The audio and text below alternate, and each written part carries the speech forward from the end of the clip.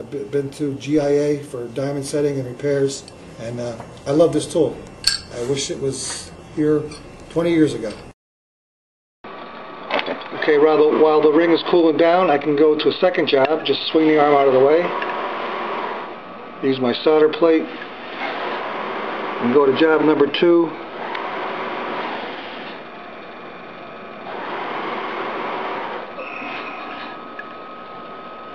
With the arm and this plate, it enables me to do 2 or 3 jobs at a time. Okay, now that's back. Now I can go back working on the ring while this is cooling off. Just swing that back out of the way.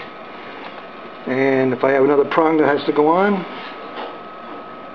just put it on another prong. Well, that's cool, and I'll pickle it. Back, work on this job. Pickle. All set. Put the ring back on the old arm. Now I want to do the prong.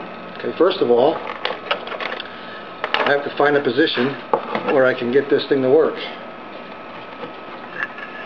Swing it around so I can get the head where I want it. And that's not going to do it, so now I got to swing it this way and bring it that way. And that'll do that. But I get the one prong on.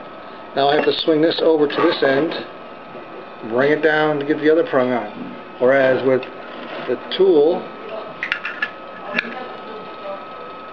simply put the ring in. I did the one prong, and I just swung it around and did the other prong. Simple. Very simple. Up and down, in and out, and around.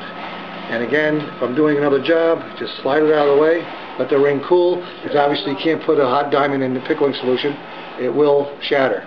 So we get it out of the way, and I can work on another job right on the plate. I've been in the jewelry business for about 25 years. I've been to GIA for diamond setting and repairs, and I love this tool. I wish it was here 20 years ago.